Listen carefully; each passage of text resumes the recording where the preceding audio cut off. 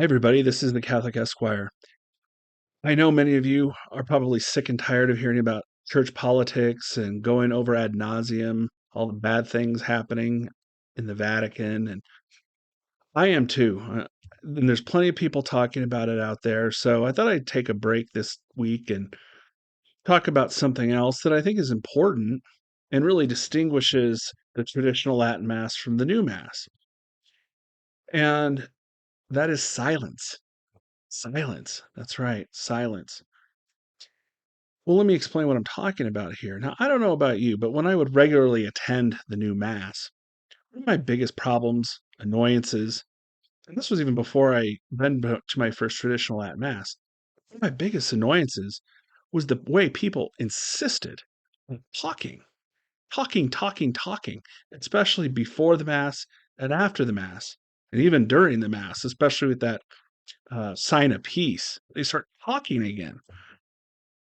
And it really is for someone who's not even familiar with what we're supposed to be doing at Mass, which is a lot of people, sadly. Um, it's out of place because we're supposed to go there, especially before Mass, get ourselves collected, into the right mood and focused on our prayers, on God, on what we're going to be, um, uh, uh, our mind is supposed to be focused on in Mass. We can't do that when people are talking. And after the Mass, what are we supposed to be doing? Well, the church tells us we should be saying prayers for Thanksgiving. Um, and are you really able to do that when everybody's walking out and talking? This is a real problem. And if you think I'm making all of this up, Cardinal Sarah, he wrote a book on this. It's called Power of Silence Against the Dictatorship of Noise. I love that title. It's a fantastic title. Now, I haven't read the book, but I've read some summaries of it, some previews, and it seems to be talking about this issue that I'm talking about now.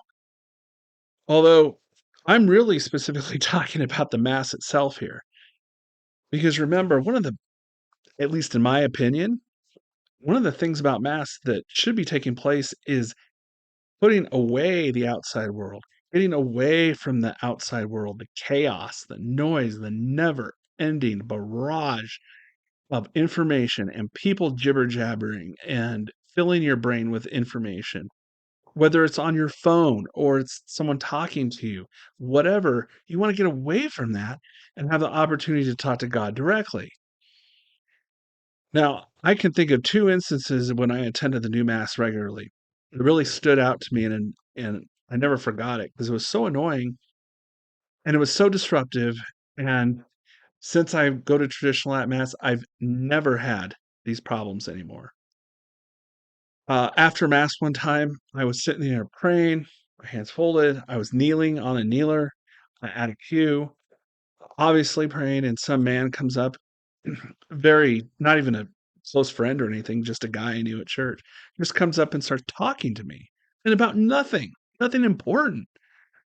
Something like the weather. Oh, it's really nice weather out there today, huh? No, it was something like that. It was so unimportant, making small talk in the nave of the church while I'm obviously sitting there praying. Now, besides the fact that it's blatantly rude, I, I, I can't really blame him that much. I don't blame him because I looked around and you know what? Everybody else was talking too. I didn't see anybody else kneeling at the pew, but people were still standing around talking. So I don't blame him. I blame the culture of the new Mass. Another example of this, I remember doing something very similar, praying again. I think it was after Mass. And I remember uh, two men, they weren't talking to me this time, but they were talking to each other. One was standing on one end of the pew bank, another one was standing on another end of the pew bank, because there's multiple in these large Novus Ordo parishes. There's those sections of pews. One was standing on each side, and they were talking, cross talking back and forth to each other, while I was sitting in the middle praying. And I remember they were talking about barbecuing, what they were going to barbecue later that day on Sunday. Now, I was so annoyed. Again, it was so extremely rude. But can I really blame them completely? I do blame them some. Do I really blame them completely when everybody else around them was doing the exact same thing? See, this is a culture problem, my friends. There's a culture problem with the new mass, and it's not in the rubrics. If you pick up the rubric to the new mass, it doesn't say, make sure you come in talking to your buddies and friends. It doesn't say, make sure as soon as the priest leaves that you commence talking immediately about what you're going to have for barbecue on Sunday. No, of course it doesn't say that in the prayer books. This is something that's just developed over time through customary behavior by people who regularly attend the new mass. And that's a cultural problem. And I am saying that that cultural problem is fostered by the new mass itself, because the mass itself, the way the rubrics are written, it allows for the priest to start talking about random things whenever he wants. It gives you breaks in the middle of mass where people start chatting. At the sign of peace is a perfect example of that. It fosters noise, it fosters chaos, and it does not foster proper prayer and reflection. And that's one of the biggest differences between the new mass and the old mass, in my opinion. I have not had that issue at the traditional Latin mass. Now, if you go to traditional Latin mass, the high mass or a psalm high mass, obviously there's going to be a lot of music involved. There's a lot more singing. You're going to hear human voices. Yes, that's absolutely true. But that's all part of the worship. That's part of what's helping to get you into that right mood to properly give worship at the sacrifice of the Holy Mass. And of course, at a low Mass, there's almost no noise at all. It's the priest. You can hear a little bit. Maybe he'll do a sermon, but beyond that, it's mostly silence. It's mostly silence. And to me, I love that. I love the solemn high mass, but I also appreciate a good low mass because it gives you that opportunity to get out of the chaos of the world and focus on what you're supposed to be doing, and that's praying to God. So, again, my friends, part of the reason I did this channel, part of the reason I do these videos is to encourage people, whether you attend the new mass now, if you're able to, and if there's one nearby, check out the traditional Latin mass. It's going to be very different.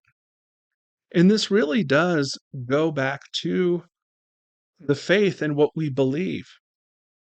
Because part of what we have to do is Catholics, Catholic Christians, is be apart from the world.